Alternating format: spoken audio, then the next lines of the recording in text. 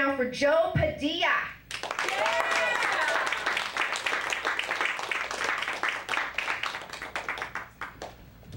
This is my first time performing in front of people with clothes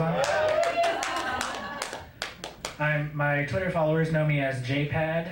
My real friends call me MaxiPad behind my back. So thankful that we all have that one friend who just cannot keep a secret.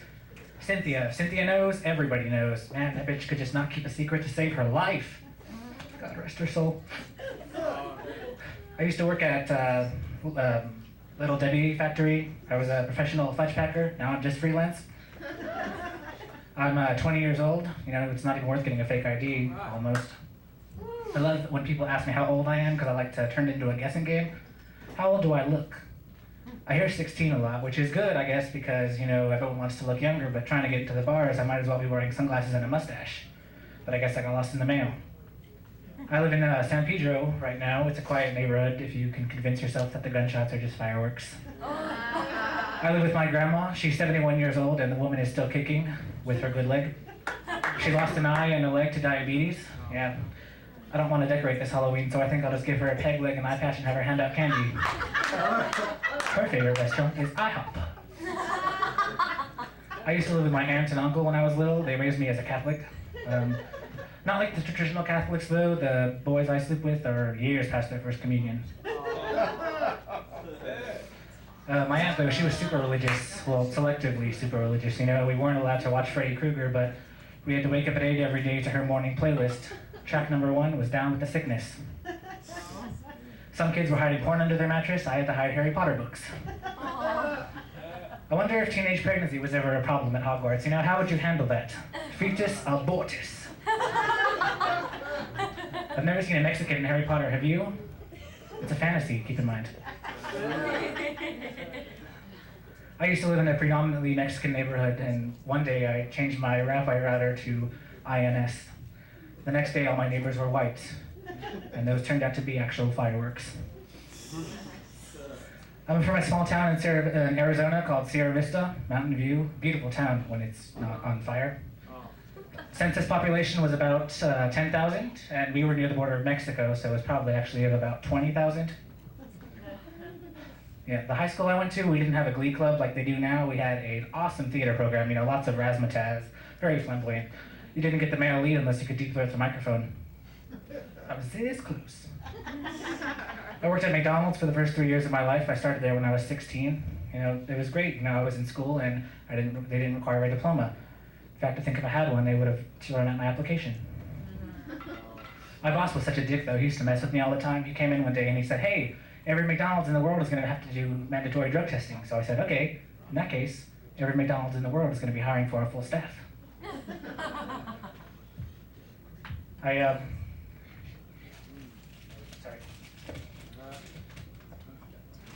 I work in a Hungarian cafe right now, and I fit right in, if you can't tell. When I was doing my interview, though, the lady said, "Okay, there's some questions we need to ask you. Do you have any problems concerning recreational drugs or alcohol?" And I said, "No problems, the instructions are pretty simple." Yeah, it's not even worth calling it a part-time job. It's just per diem, you know, whenever we need you, whenever it's busy. I want a relationship like that. You know, we're good right now, but I'll call you when something opens up.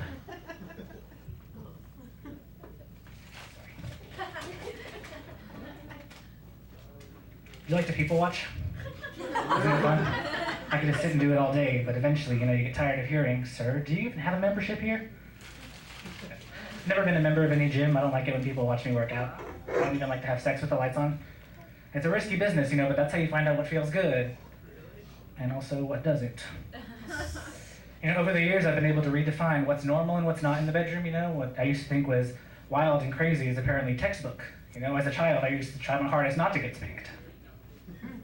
I like to read Cosmo. I like the sex advice, not for the wisdom, but for the humor.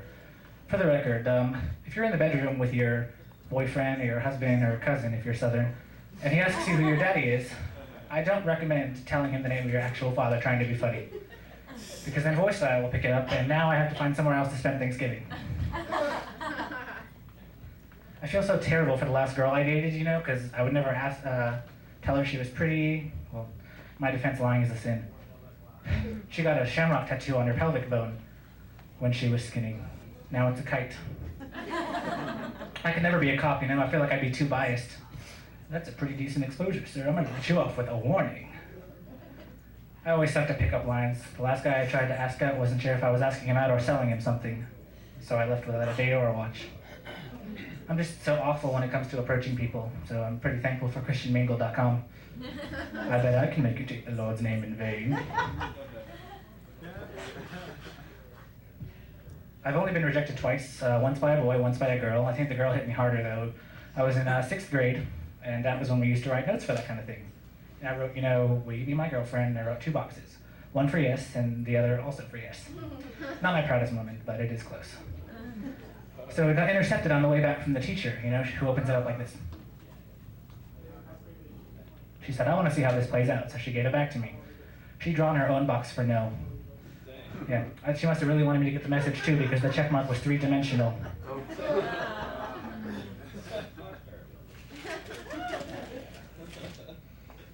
I was in the gay club for the first time last year. I'm not really a fan of gay clubs. Why spend $5 to go in and spend 5 minutes in the bathroom and then leave? The dance floor was very touchy, everybody was grinding on me from all sides, kind of like Confession. I had this giant guy, I could swear he looked like Ruben Studdard. He comes up to me and he says, "You like chocolate, little boy?" And I said, "No, thank you, sir. I'm diabetic." I'm so glad I'm not from Tennessee. All my cousins are girls. My best friends live in Tennessee and they want me to move there, which would be fine, but I don't want to have to settle for a gay cowboy. Have some honeymoon on Brokeback Mountain after my gay-ass redneck wedding reception at Chick-fil-A. Apparently, Angry Birds Champion isn't as impressive as little to no work experience. I like to drink. I like Four Loko. I drink a couple of those to wind down after a day at work, My friends get so angry that they have to deal with me. And they get surprised, like it's not on the label. It's called Four Loko, not a Four Calmate. Just saying.